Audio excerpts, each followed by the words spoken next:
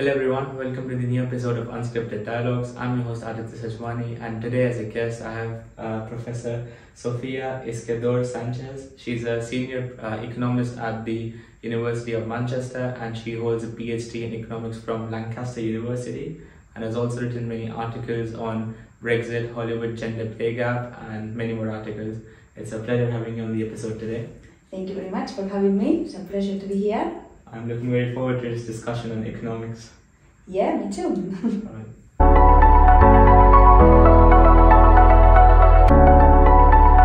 Let's start with what made you passionate about economics? What ignited that fire for economics?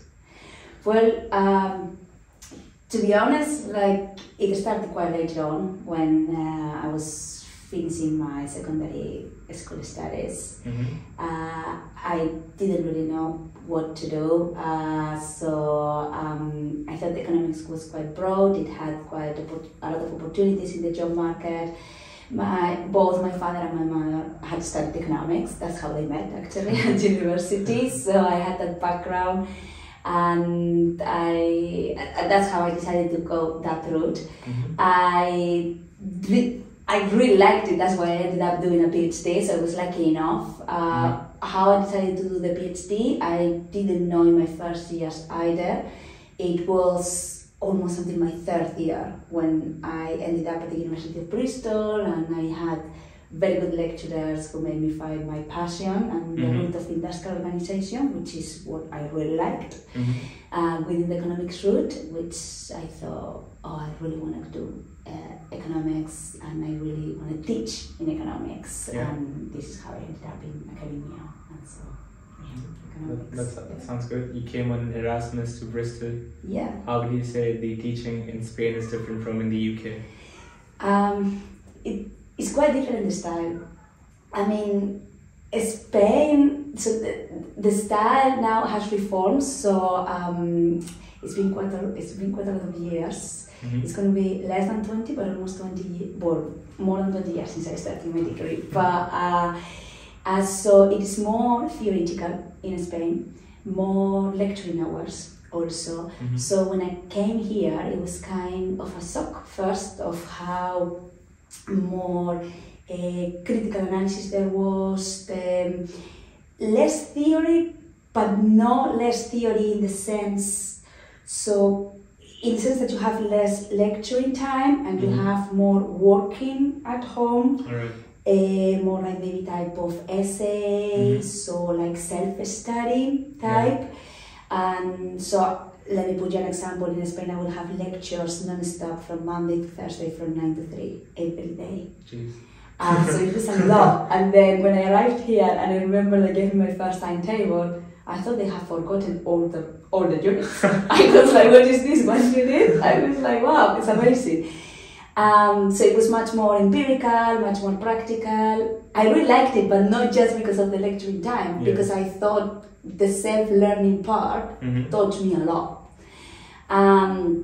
Saying that, I also learned a lot in Spain, but I really like the system here. I thought it really allows for creativity, and saying that, I know the Spanish system reformed a lot, changed a lot, since I started. I mean, things evolved, so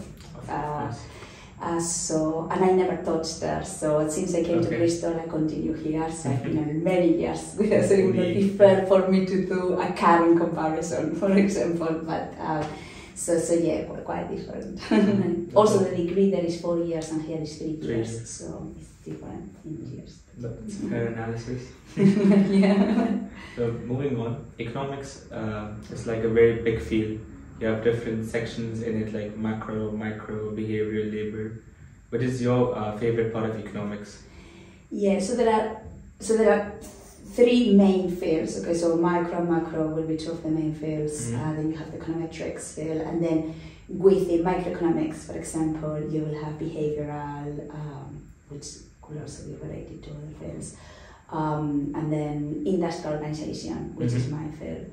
And then within industrial organization, then you will have also different applications. So I do applied microeconomics, and I focus on the creative industries and cultural economics, and that also happened by chance on how basically my PhD found me, or my supervisor kind of found me, and then how I ended up working in the Center for Competition Policy later on, and I ended up working for cases with the creative industries and I now collaborate with Creative Manchester in some of the projects here at Manchester, so that could be more, it would be when you study economics and macroeconomics, it would be that supply side that you studied in Micro 3, for example, so that's for my area of microeconomics. No, that's fine. I was going to ask, is there any specific reason for applied macroeconomic theory, or I saw on the profile on the university it's cultural and social economics as well? Yeah.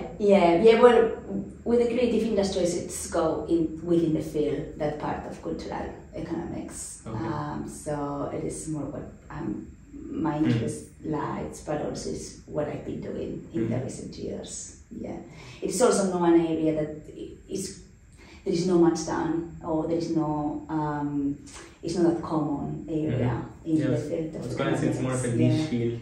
Yeah, it's quite interdisciplinary also with like competition law and like other areas like Creative Manchester, for example, doesn't belong to the School of Social Sciences, it's in arts. So it's something that I also liked, quite interdisciplinary work. I learned a lot about it while I was working in the Center for Competition Policy, and when you work with industry, you work on this, and I quite enjoy it. I think you learn a lot from working with other disciplines. So. That's pretty interesting. So I saw your research on the Hollywood gender pay gap. So how did you come up with that idea? What were your findings, and what are your thoughts on it? So, but recently, like the wage gap has been quite like popular topic, not just in Hollywood but in many industries.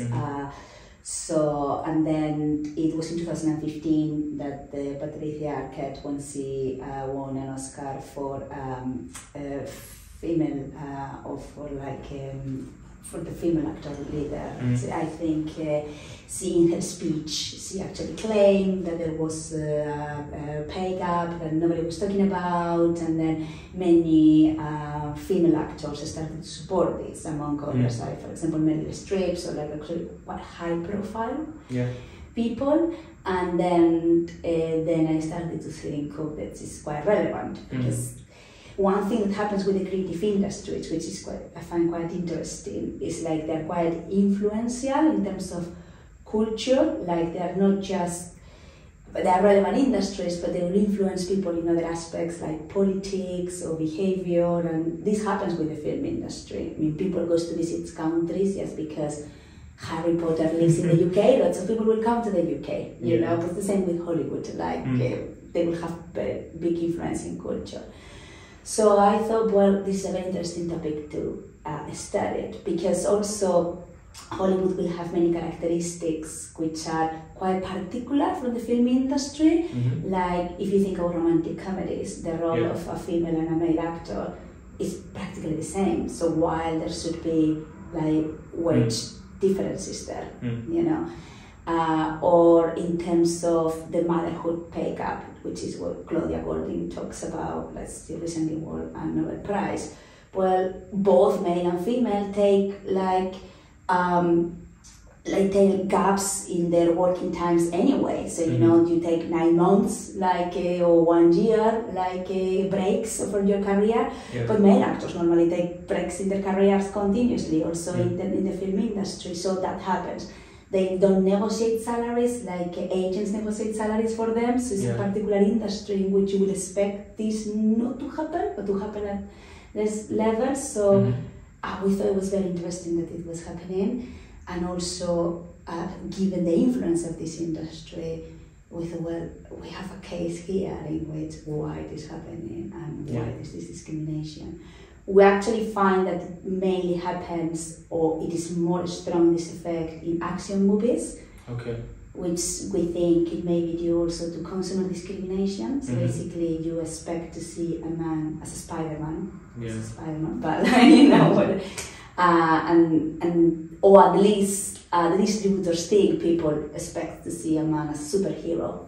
And as an example, okay, so in this type of movies it happens more than maybe in other movies, which we may also find, but but I really enjoy doing this paper. We've been many years working on it. Looks like we now have a revised understanding, so hopefully it's going to be published very soon. But we struggle a lot to get the data.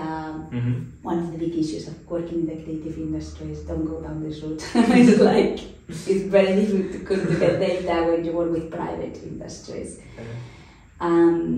But I mean, it's rewarding in the sense like when you manage to do something, it's like hard work is rewarding, but also it got out of media attention, so it was a topic that got a lot of interest from people.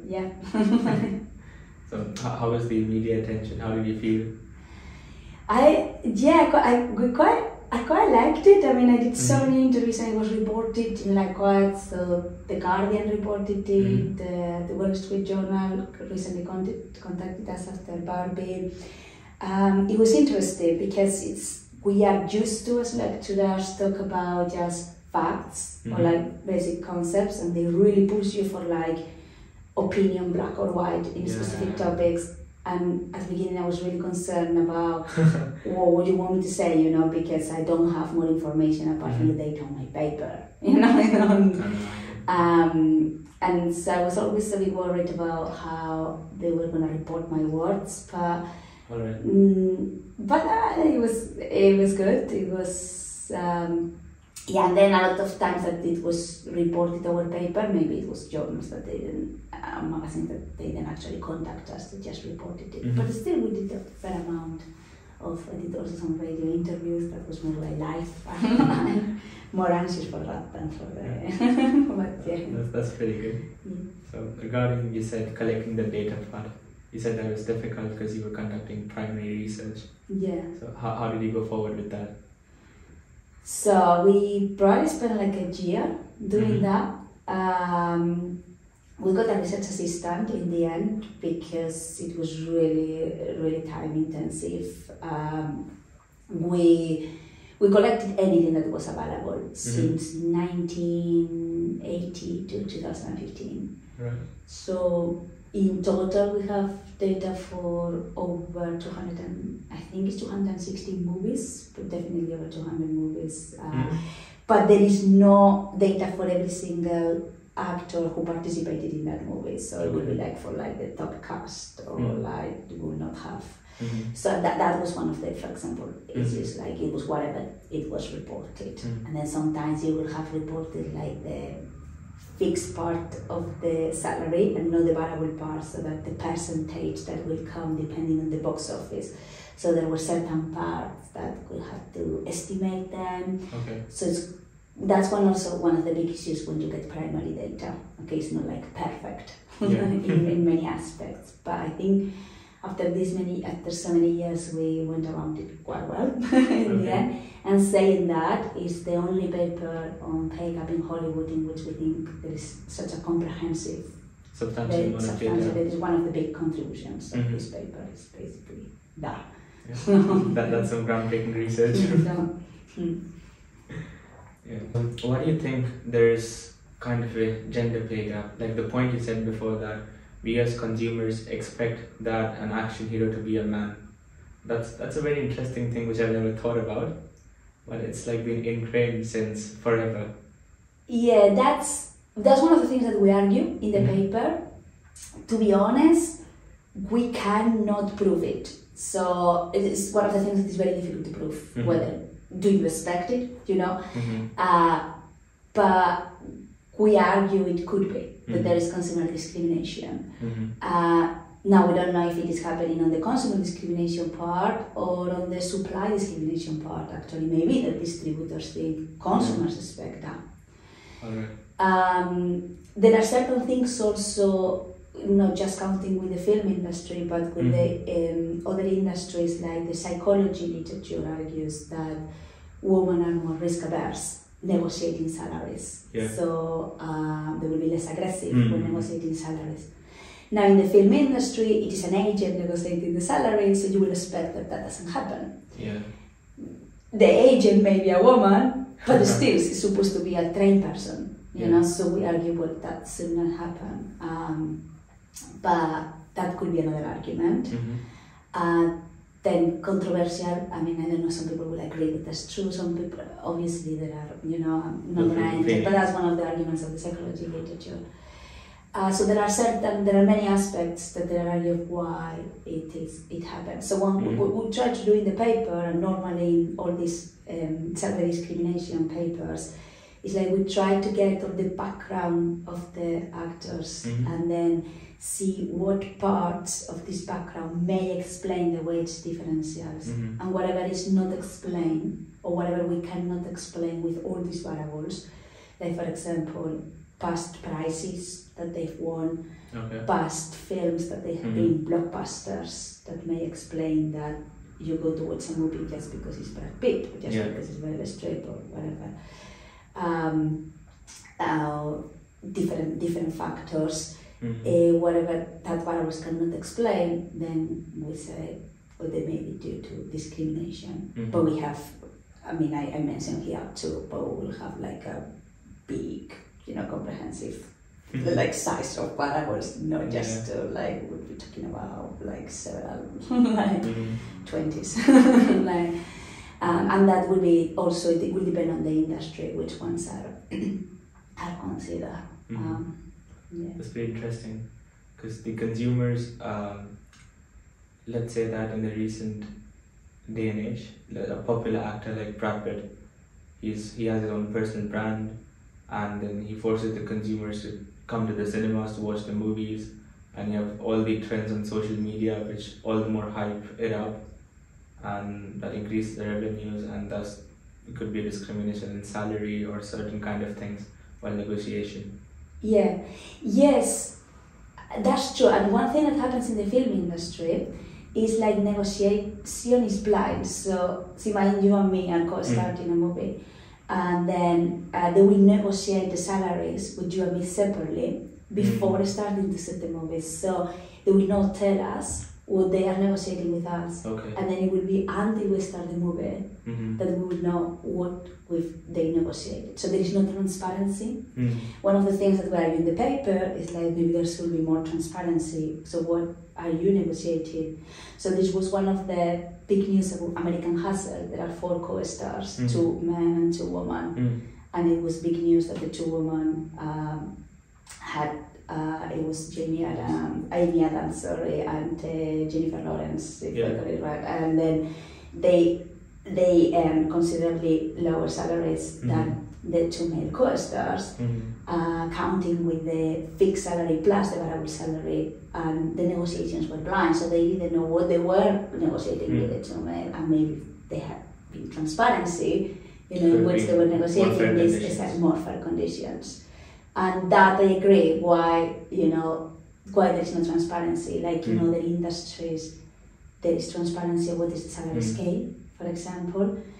And maybe a starting, I don't know this, but maybe a starting point on the salary that they are negotiating is what you have earned in your previous movies.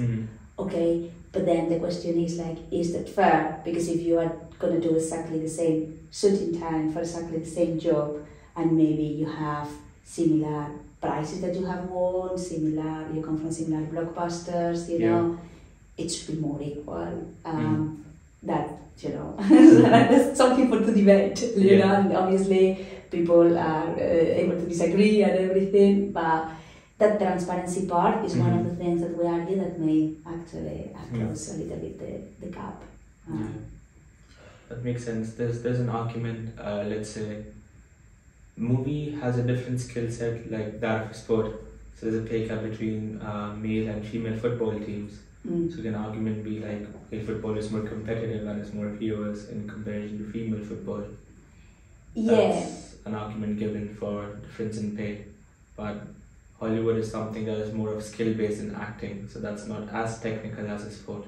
Yes, I mean with that, I mean, with football, I think another thing that happens is also about advertising and like consumers. So male football is more popular. You are gonna get more advertising that will wanna, you know, and then media.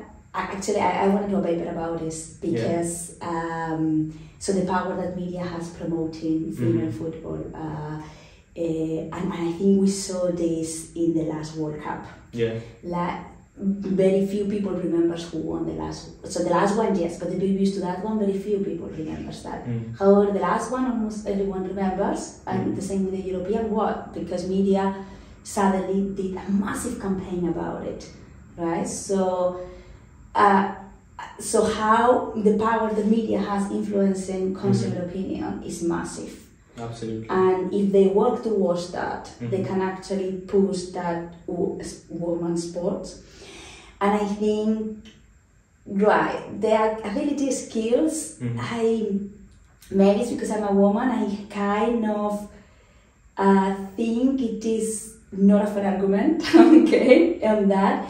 I think the argument comes on the fact that they move more consumers and advertising, but then it is fair to say that because they also have more media publicity, and we saw that in the last World Cup how suddenly media started to do more publicity of the female football team, and then there were pubs full of people watching them winning, you know, and that will move more advertising, and then there will be more willingness to pay for them to promote. I mean, like, different people are going to have different level of skills, different sports have different type of guidelines, but it is about the profits that you generate at the end of the day. I mean, so, and that's what the differences were coming, so, that's very true. I mean, there's been a trend in increase in the female sports, that's what I've seen, like the Indian Premier League, that's, I think by revenue is the second largest sport league in the world. That is for cricket, and I think maybe a year or 2 years ago they started a league for the female teams. So that started, and I think that's been a positive trend in terms towards representation. Yeah, that's very good. And like in third world countries like India, it's different from the first world or the western part. Yeah, no, that's very good. I hope they keep doing that a little bit more, and really, and I think it's, I think it's the media the one that has to push that. But there needs to be profit for them also. There needs to be an incentive, because let's be honest, they're not going to do anything for. We live in a capitalist world. That's true, and like, we can recognize it or not, but that's Very true. That is pretty interesting how. Let's say a sport like chess doesn't have as big of a pay gap than football. That's I don't really know much about chess, but I think depending on which sports you would move to, I can see that happens, but it may also depend on the history of the sports, you know, and how they've moved from the beginning in terms of inequalities. Because that also happens depending on the industries. If we look at it from on the gender gap, so some of the industries don't have the same gender gap breaks, so the same gaps, and some of them are merging more than others. So actually, surprisingly, the Hollywood industry has a persistent 20% gap, and compared to other industries in which it is closing up, the film industry is not closing up, compared to other ones, and that makes it also quite interesting. And why it's that? So that maybe also compared to other sports, why it's that? I would like to know, for example, whether in running this happens.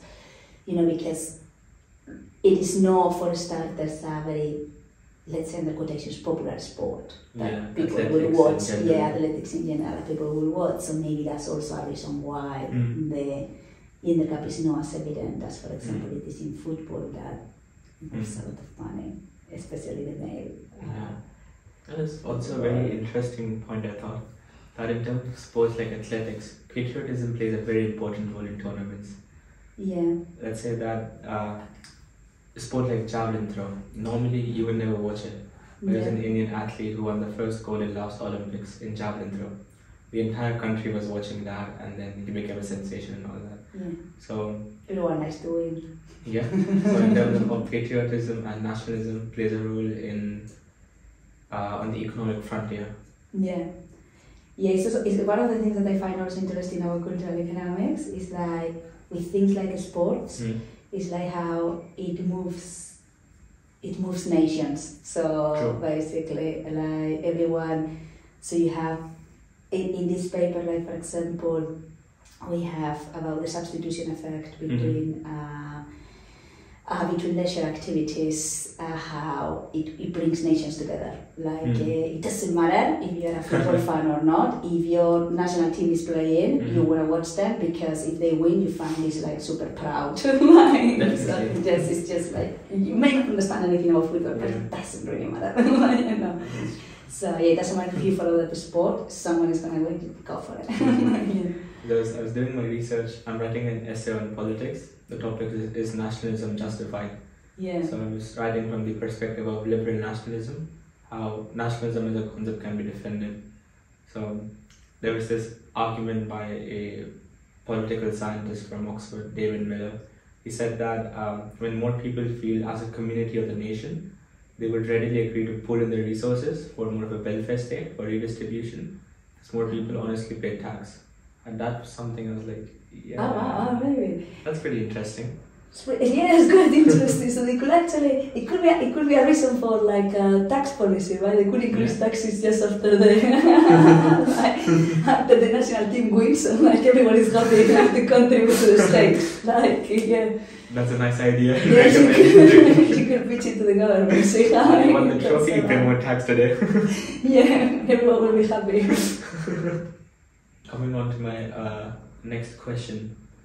You have taught in many universities like Manchester or Lancaster and East Anglia. Yeah, University of East Anglia, Norwich, yeah, and Huddersfield. Yeah. And you studied, taught media economics over there. Yeah, in the University of East Anglia, they have a master's in media economics. And also they had a module in their degree on cultural economics. Yeah, and I taught. That was actually my first job as a lecturer after I finished my PhD in Lancaster. Yeah, and because I was also working at the Center for Competition Policy, so I was part-time lecturer, part-time research associate at the Center for Competition Policy, which was related to the creative industries. Complemented my teaching, complemented quite well my research at that point in my career. Yeah. So I found that part really. It's basically an application of industrial economics. I was about to ask, what is the field of media economics? It's not something very heard of. No, so it's basically an application. So I tell you what I was doing in the Center for Competition Policy. So basically we were looking at how digitalization affected the supply chains of the creative industries, in particular the book industry, music industry, and the video games industry. By the supply chains, I would mean from the creators of content to like the distributors, you know, the platforms and consumers. So how that gatekeepers that used to be the publishers, so to publish a book, you had to go to the publishers. And then suddenly digitalization came, and then it was self-publishing was an option, and then all these publishers lost their power, like quite drastically. And then self-publishing was an option, and then so what happened there? So that dynamics, you know, that monopoly that they had, the dynamics changed. There would be certain publishing houses which would be big and commanding their own terms. Yeah, you had that, and there are actually two very nice examples with this. One is like Harry Potter was rejected, I think it was rejected around 12 times before being published. And we're talking here about the bestseller in the UK. So it was the question of like, were publishers always able to identify the market trends, you know? And I think the story is like, finally Bloomberg published it, but it was the person who was actually reading the book. It was the daughter of that person who told his dad, this is really good. So it was an 8 years old girl who identified that was a market trend. So she never had the option to self-publish. Thankfully, someone published it. I'm a big fan of her work. Me too. But then 50 Shades of Grey, she got rejected several times. I, for example, am not a big fan of 50 Shades of Grey, but doesn't matter. It was a blockbuster, and she self-published, and she got popular self-publishing. And it was after she got popular self-publishing that Random House contacted her. So if she never had the option of self-publishing, then she would have never been allowed to publish it. Yeah. So there was a market trend for that they were not able to identify, and we'll talk about that two case studies. Now we also look at whether self-publishing is a viable option, because obviously many people failed self-publish it. That's true. But the thing is removed. Then there were other platforms like Kickstarter gave an option to crowdfunding, and we also analysed how that affected the dynamics of the industry. So it's basically just an application of industrial organization, the industrial economics part, but more focused on the creative industries. And then within cultural economics, now that I collaborate with Creative Manchester, it's quite interesting because many of these industries also have an effect on consumer behavior and how particularly they have helped a lot of more discriminated areas, or areas which are they struggle more, and how it's been through art or through the cultural industries, or like choirs, or music, that they are able to help them in support groups, and to deal with things. And so it's quite interesting how it helps through also consumer behavior and disease. So I'm not in that area, but I've actually been in talks with so it doesn't maybe in this organization, but goes more into consumer behavior, but it's part of also cultural economics. That's pretty interesting. So they did quite a lot. Self-publishing, let's say that you self-publish your own book and you have been rejected by a publishing house before, but if they see your book performs, they can maybe give you an offer or buy it out. Yeah, and that happened with 50 Shades of Grey. So Paris is now with Random House. So that's an option. So and in fact, it could be that. So one of the things that we studied also is the dynamics on whether is it. So instead of seeing themselves as a substitute, could they see themselves as a complement? So could I actually go, let's see what is a market trend right now in the self-publishing market, let's see what people likes. Yeah. And also instead of just being themselves the gatekeepers of the market, now consumers now have also a lot of power now as gatekeepers. Okay. Because how the self-publishing market works now is through reviews.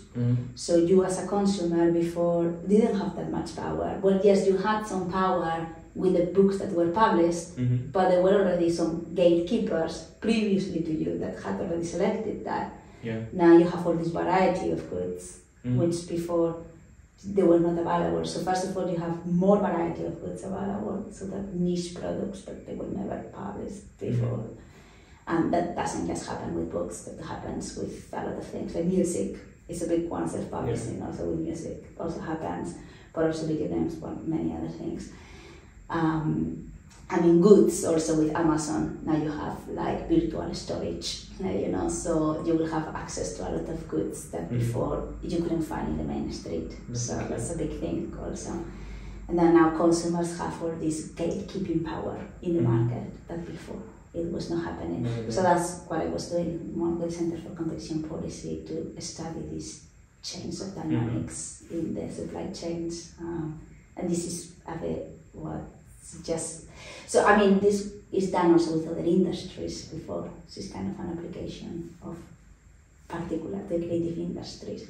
Now the creative industries are quite interesting because they have all this creation of content. They are normally goods that are considered experience goods in the sense of consumers normally don't know anything about the quality of the goods until they try them.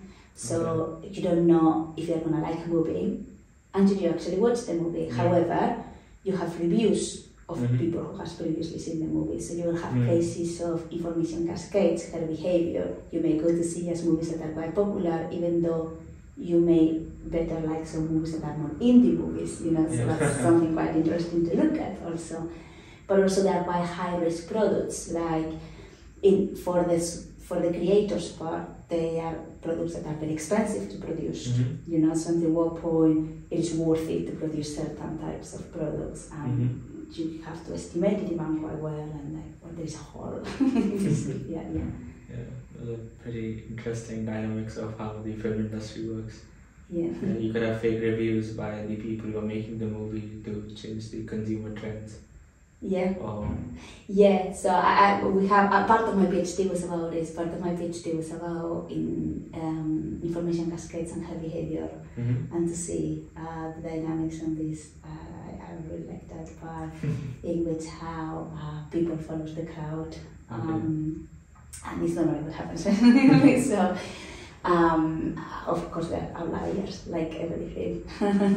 But when you do follow the crowd for almost everything, like, so imagine you want to go to a restaurant with your friends, and like many times you will check TripAdvisor, you know, and the reviews, like that's kind of that, you know, like follow the crowd.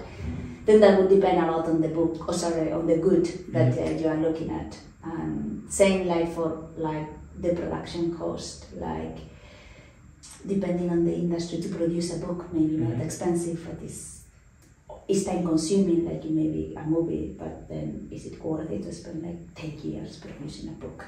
You know, if it is going to be successful or not successful, like, yeah. So that's very true. Yeah. Coming on to my next topic about Brexit, and that was it's still considered a very controversial one, and you collaborated with someone to write an article on that, and I found it to be very interesting. And there was this point that views relating to Brexit have deteriorated for women and rural individuals, while those for the elderly have improved, and views of individuals with higher education remain likely to change. Yeah. Okay, so I'll tell you how we came with this idea. Actually, my co-author came with this idea. He came across this data set in which it was from the Bank of England, the data set, and it's about the perceptions of people. So after they voted for Brexit, they gave basically their perception on the Brexit referendum, so kind of what they vote for. And then some like years later, like I think it was a couple of years later, what was their perception of Brexit then? Okay, so that way we could identify where they had changed their mind. Now, when you call for referendums, and I think we actually put that in our literature review, especially when it's such a yes/no referendums. And with Brexit happened, it's very difficult to know all the things that such a big change of policy imply. I mean, for us that are economists, and I think even for people in the government, I mean, they should be the better informed, of course, but for the population too. Like, you may focus in one thing, in one policy, and I think one of the things that we notice in this questionnaire and in general when researching about this is like after the referendum happened, it was when a lot of information of what Brexit implied started to surface. And in fact, I tell you a curious fact. It is well known that the most searched sentence in Google just after Brexit, it was, what is the European Union? Which is like, I mean, we were just campaigning about this, you know. So suddenly you vote for it and you look for what the EU is. And then, because suddenly all the facts were happening, and then people realized that there was a lot of like policy that has to change and everything. Some people, you know, changed their mind towards one side and towards the other. And then there was a lot of movement within the government. There was obviously, since then, a lot of changes that happened in the government. So there were several people that have change their minds. We particularly noticed that more within women and more without elderly people because they were, for several reasons, more affected. Now, within higher educated people, we thought it made sense because they may have had a more informed decision, saying that doesn't have to always be the case. I mean, we're economists, I would have thought I knew quite a lot of things of what Brexit implied, and still many of the information would have surprised me. I didn't have an idea of how many things it would have, you know.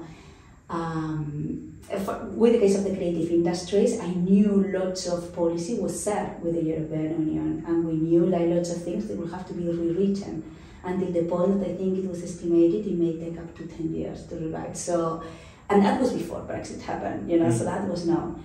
There was all this campaign of don't listen to experts and so on, you know, which is, this happens before referendums, so this, we know it happens.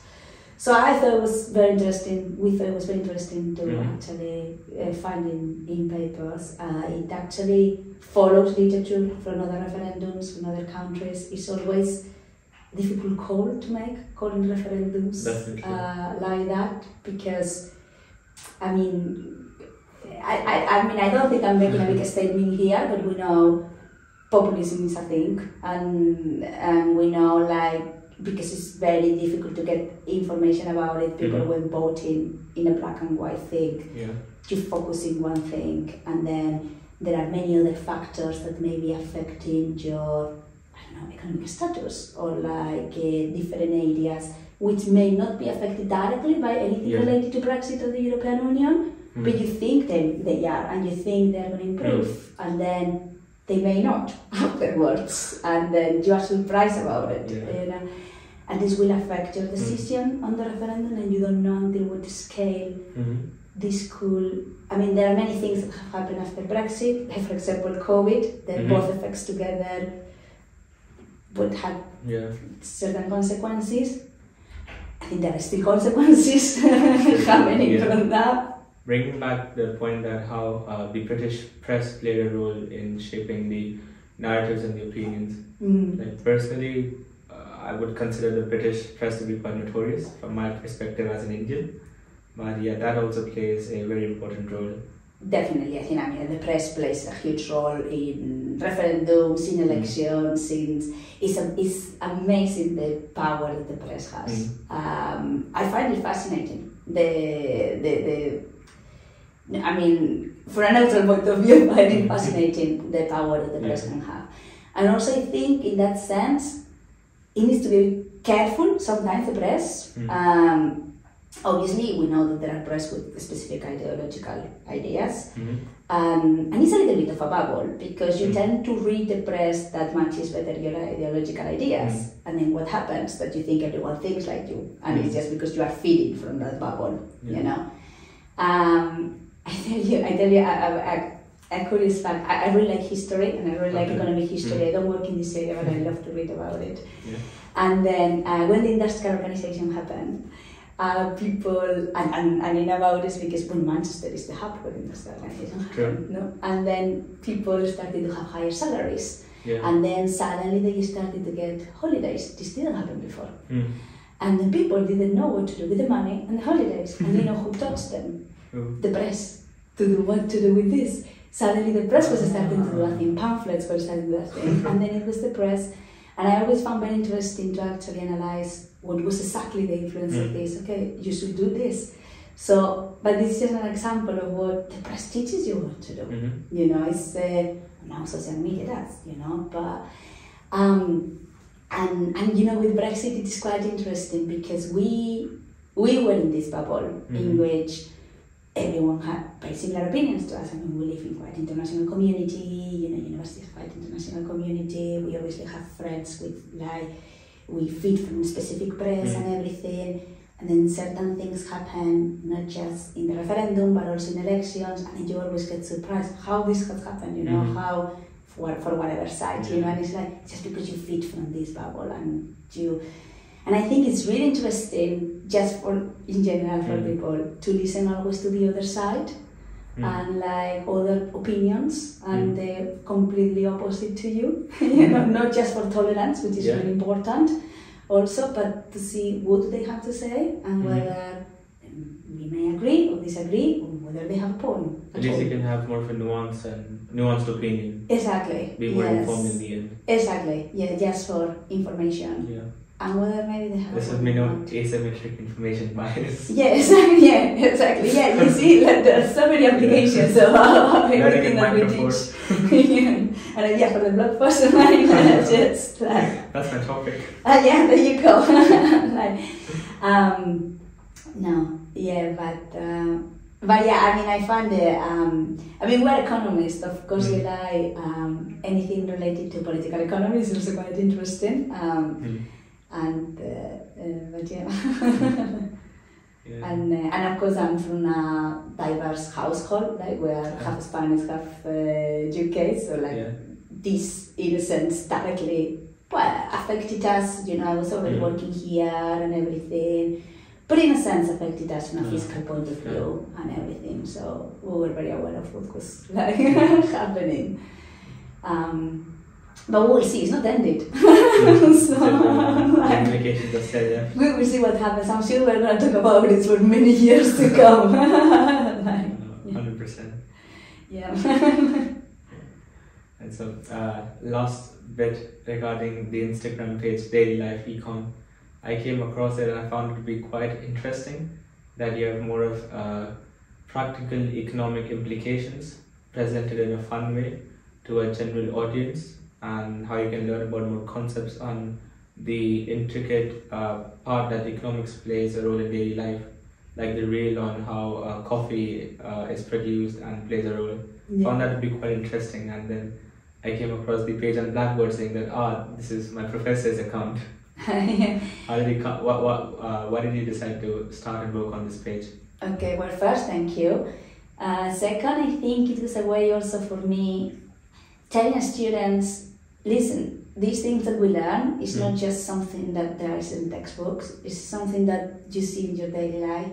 As a microeconomics lecturer and as a student, I always thought that microeconomics was a bit less related to your daily life. And everyone finds macroeconomics very, it's what you see in the news. And micro is incredibly related to your daily life. So I thought it would be very interesting to do this, to link it more to, just for the sake to have more real life concepts. Now, I actually also find it interesting for me, it makes me think, and you go into this dynamic of every week, or like just going to the past and thinking, this is an idea for daily life, too much sometimes, I would keep thinking about it. But I think it's working quite well in the sense like it's challenging because to take a concept from theory and to try to make a reel in 1 minute and a half, wow, like that is complicated, or a post. But I think, I really hope it's helpful in that sense of how it relates to concepts, how it is not just this, it's fun also, economics can be fun. And we found that it also reaches a little bit economics to just the general public, because if you go to the street, everyone thinks it's just money, and bank it's just a bit, guys, it's not just that, you know. So that's a little bit how the idea came about. And actually catch the eye of like many places. So we've been presenting this idea at Lancaster. We are going to Warwick, Leeds, Birmingham to present about this. We've been in Edinburgh, Huddersfield also. So with several universities that ask us to go to their seminar series. I'm going to Atlanta actually in May. So yes, so we are saying. Also, I'm trying to use it as a way of engagement. So sometimes, like for the last lecture, I said, can you fill in this questionnaire? We're going to talk about this in my lesson. Kind of, we're going to talk about something relatively fun in the lecture, or not relatively fun in the lecture, so see how that works, kind of mix like the face-to-face with the digital content. And so, see how... I mean, it's kind of a project starting. We've been 1 year and a half, but we're hoping to do. That's a pretty good initiative. Yeah, thank you. I think I'm done with all my questions. Do you want to talk about something specific or? No, I'm just going to say thank you very much for inviting me. It was really good fun actually, and yeah, and I think it's really good. Thank you so much. But I really enjoyed. Yeah, it was definitely a very insightful conversation, and of course all the people watching it will also find it very valuable. I hope so. Thank you really. Yeah, thank you for watching.